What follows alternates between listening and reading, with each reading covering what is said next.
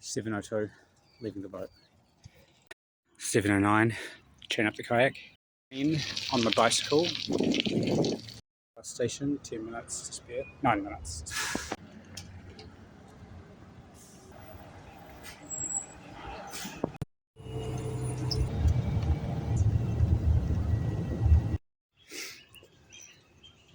Looks a lot smaller in person.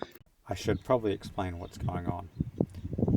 I was nearly finished fixing up my old boat Clio when I got an email.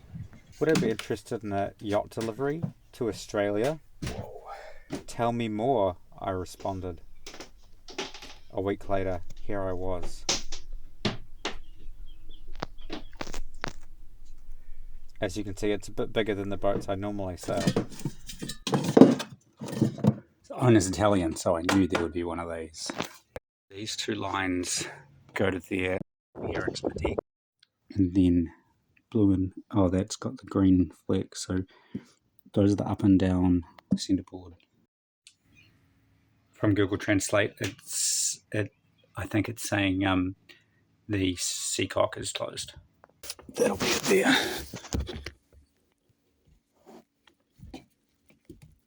It's open. The first thing, of course, was to figure out how the boat worked and then do things like a rigging inspection and so on. This boat happened to have lost the rig last summer and now has a completely new rig.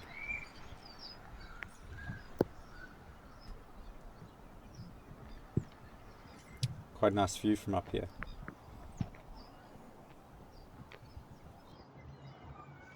There was also a shipping container full of stuff that needed to go on the boat.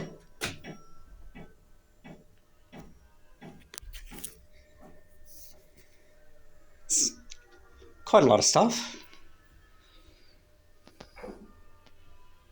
Located the diesel tank. Okay, it's pretty hard to see on the camera, but I believe it's about, might be half full. And the seacock is open. That means it's time to start the engine.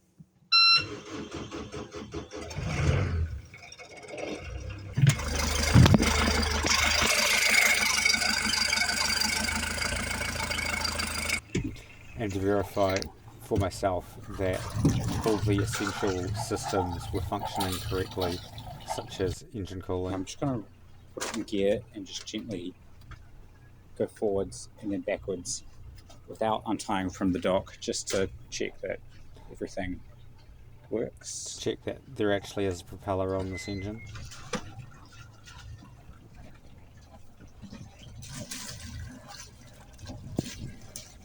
Of course, the owner won't be surprised that the engine works. It's a brand new engine, but I needed to confirm it for myself. It's quite deep draft with the centerboard down. The dagger board also comes below the line, so I might want to bring that up, which is not that deep here. Here I am testing to see if the sails fit. So as mentioned, this boat had been dismasted last summer and a new second-hand rig was put on. However, unfortunately, the guy who was overseeing the rig seems to have cut the mast slightly short, and now the sails don't quite fit. The plans show a masthead rig, but the forestay doesn't actually go all the way to the top. Almost, but not quite. So I've been measuring the rig just by hoisting this rope and then taking it down and measuring it. Tape measure is only 8 meters long and the mast is 15 meters, so you have to do something like this. A little bit of stretch in the rope. So it's not exact, but it's enough. It's a more accurate idea than just standing on the ground and looking at it.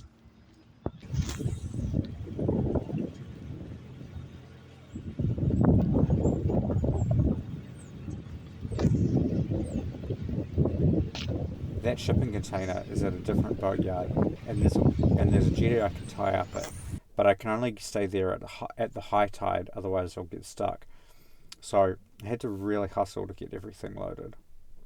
This boat is pure chaos, but the shipping container is empty. Kevin really made the day today. Kevin from Pieces of Eight, he lent me his trailer to unload the shipping container, and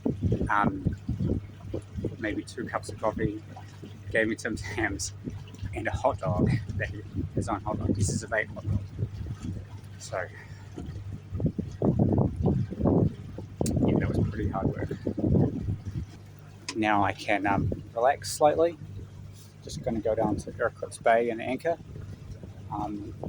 sort out some of this chaos, and we're going to go sailing in the morning.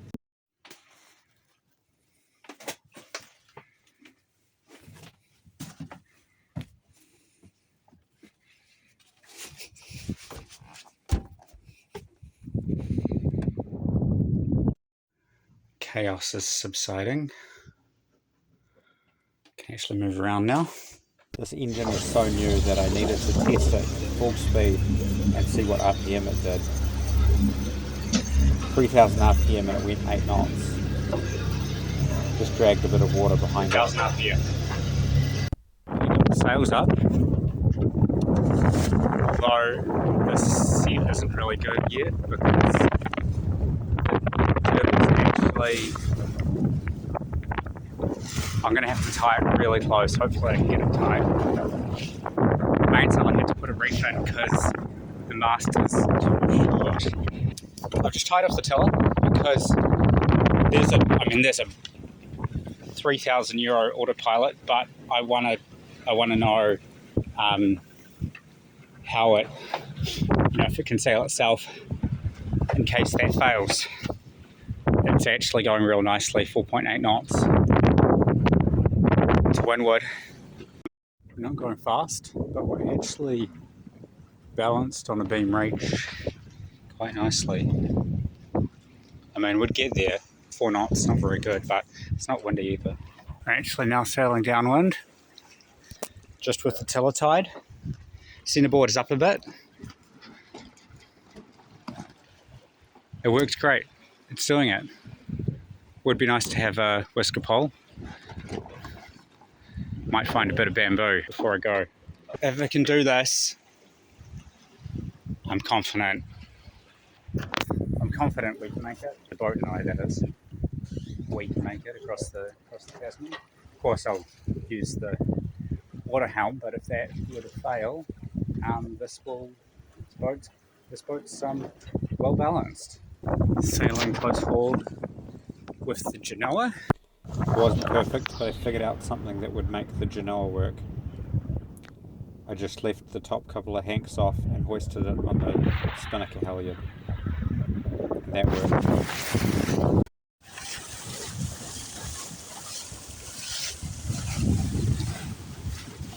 Just netting.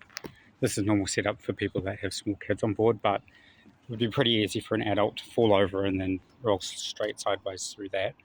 And I'm expecting this side to be the lee side on the whole trip pretty much, so I don't want to fall overboard. Just checking the engine, make sure it's not leaking anything. Oil level's good, nearly at the top. So I checked the coolant and the transmission oil, and then that the engine wasn't leaking anything. That's okay. So I have made what is called a textile clutch. So there's this bit, it's just an old piece of Dyneema. It was attached to that, so I think it was the end of a halyard. This is the rope, this is the free end.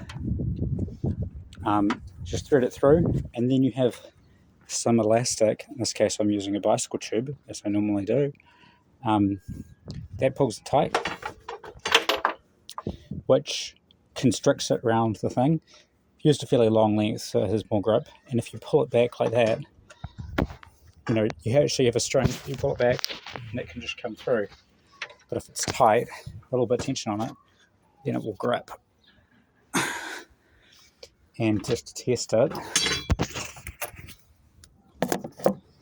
have it on a winch here. So what I'm doing now is installing reefing lines, which is important. You know about a reefing sail, and I like to be able to do it from the cockpit. And it doesn't budge. This is the only footage I got of that process, unfortunately. which is exactly what I need because I've run out of clutches, and the clutch for the clue on the number 2 reef is a bit sticky, and there's also some cracks here. So I think I wouldn't be surprised if this one goes ping. And the deck layout is perfect for this too because just a flat area with nothing's going to interfere with it. I loaded up enough food for a couple of weeks. Last day of preparation before we leave, and I was just over at the bins throwing something out, and I was like, damn, the one thing I really need, the one thing I'm disappointed I don't have, is a whisker pole.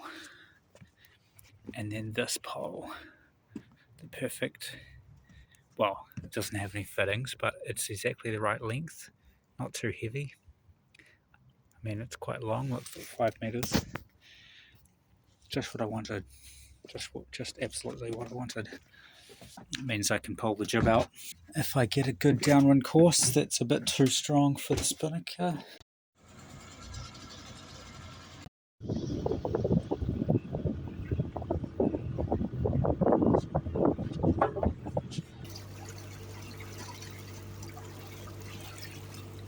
Just cleared out of customs, so I'm legally no longer in New Zealand. I had downloaded a weather model. It showed an approaching high that had easterlies on the northern side. My plan was to sail towards Norfolk Island, then hang a left and sail straight for Coffs Harbour, the Trans-Tasman milk run. Unfortunately, I lost some footage from earlier in the trip, but here we are getting closer Went off to a little Norfolk bit, Island. now there's a nice breeze.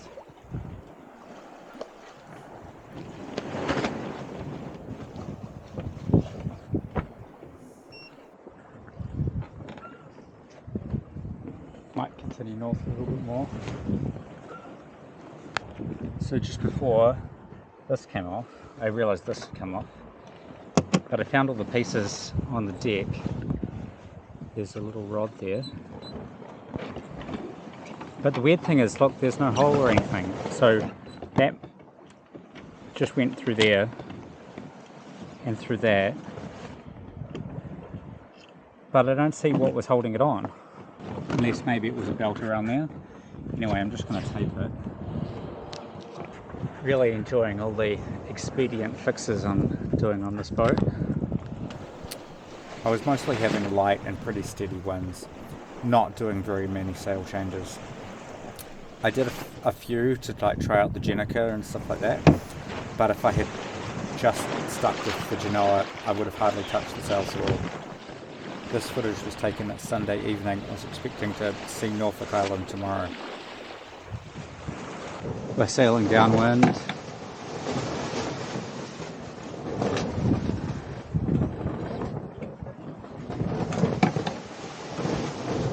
Today's the 6th day, coming out for 120, this afternoon will be 120 hours at sea, that's 5 whole days.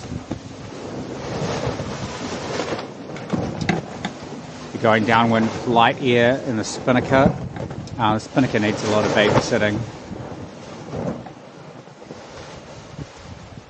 This morning it got up and it tangled itself around the forestay quite badly. Luckily I knew it. Luckily, thanks to I think the Sailing Tips channel, I had learnt a trick to get it untied. You jibe the main and that creates a vortex, the same vortex that tangles it, but if you put the main on the other side it untangles it. Thank God it works. I have the Genoa with the pole back up. We're not going very fast. What I've learnt about Genicas, they're just about as bad as spinnakers. You don't have a pole, but if it starts to twist around the forestay, you need to get it untwisted ASAP because it's only going to get worse. I was just making breakfast. I thought it would be fine. It got twisted real badly. If it got twisted, then the wind picked up or something like that. You just got to sort of hope that it untwists.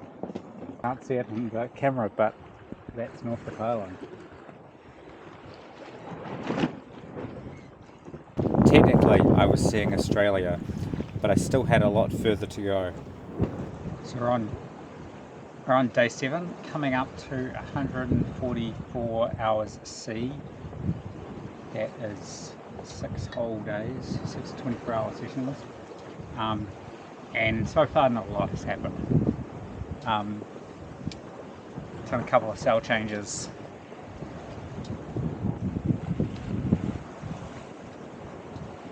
Yeah, silence speaks for itself. But one thing is the little things like, okay, I've got some apples on board, and I basically estimated how long it's going to take, rationed them carefully. So they had half an apple. This is just the end of it. And it's like realizing, oh shit, I get an apple today. I'm enjoying this apple a lot more than, when I'm in port. I wouldn't normally think, oh, I better film eating this apple. Hey everyone, I'm enjoying an apple. So we're sailing dead downwind in 15 to 20 knots. Haven't touched the sails all day. I think this is what they call the trade winds.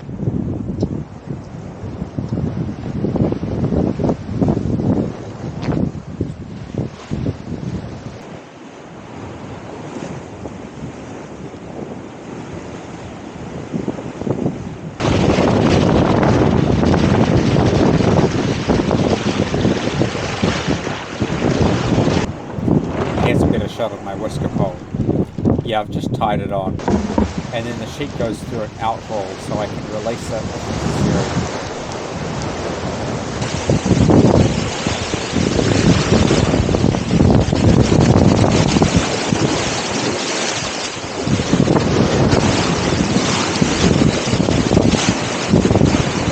So I was lying in bed thinking, sailing across an ocean is mostly just lying in bed reading. But then, when there's a sound or a lurch, knowing which sounds mean, oh shit, I need to suddenly get out of bed. And then I heard the sound that was like, and I was like, oh, that was the traveller. That means it's an accidental jibe.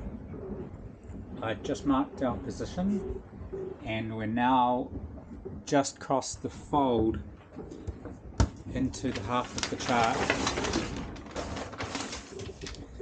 with Australia on it.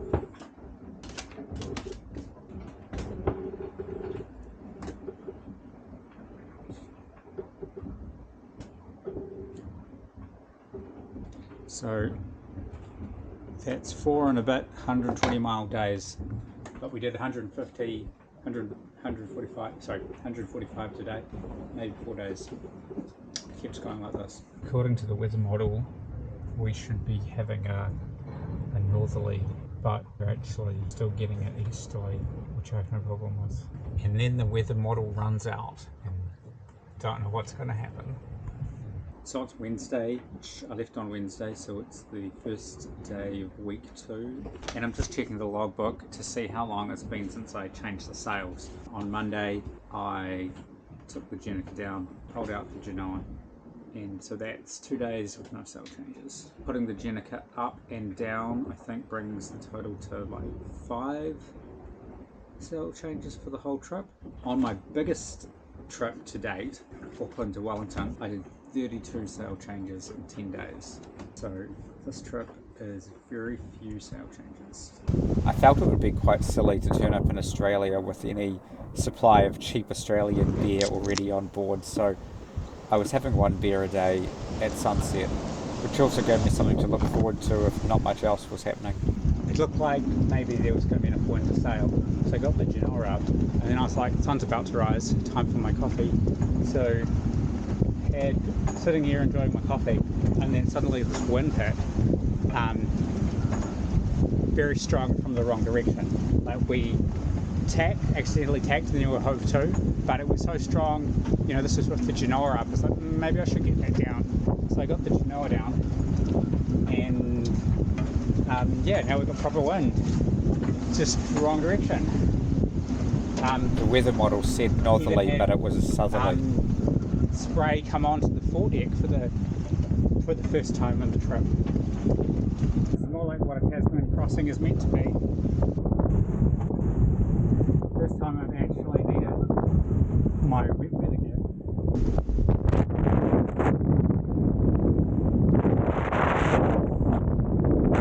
Okay, we're very close to Middleton Reef now. 5 miles that way. You have to be pretty close to see something like that. It's just a coral reef. I'm not even sure if there's any like sand or anything that's always above the water. You know, but even if it's like, even if you've got palm trees, you can only see that like 10 miles out. I saw a flock of birds before that looks like not the kind of birds I was seeing in the deep ocean. They probably live there. Yeah, if it wasn't so rough, maybe I would have gone closer. This is close enough.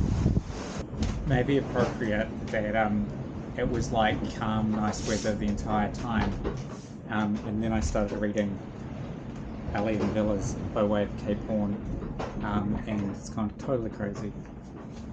Although now doing 7 knots, which if we hold this up, if this holds up for 2 days, we'll be there. So once we're safely past Middleton Reef, I thought I should probably get you some decent sailing footage. It was rough enough to put the safety harness on. So the funny thing about that Alan Villiers book is that actually it was a book, but they'd also originally planned to make a film.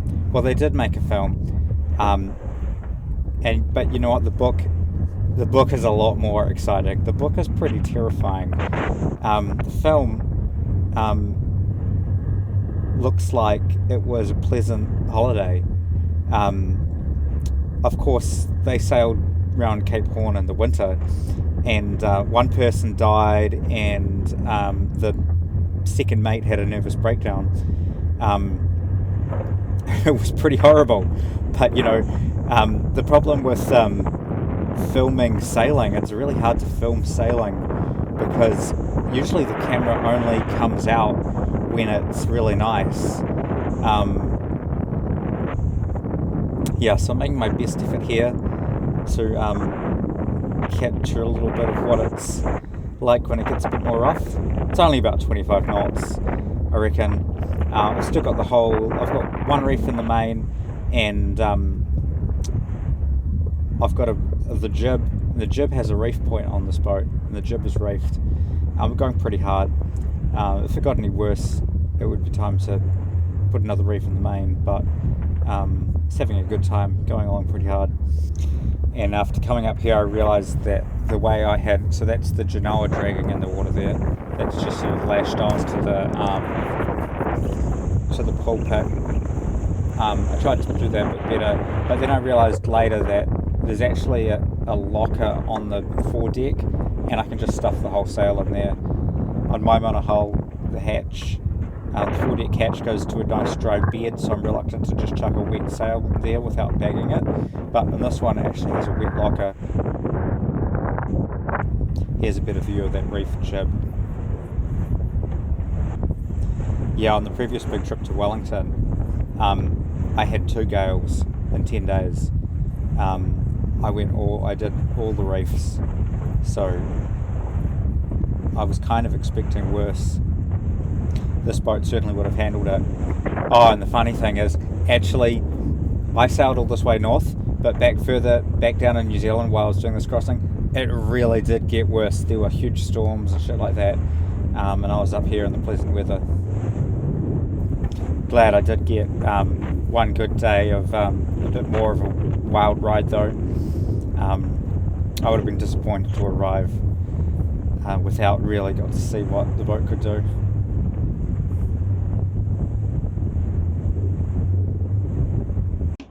We've got 60 miles to go.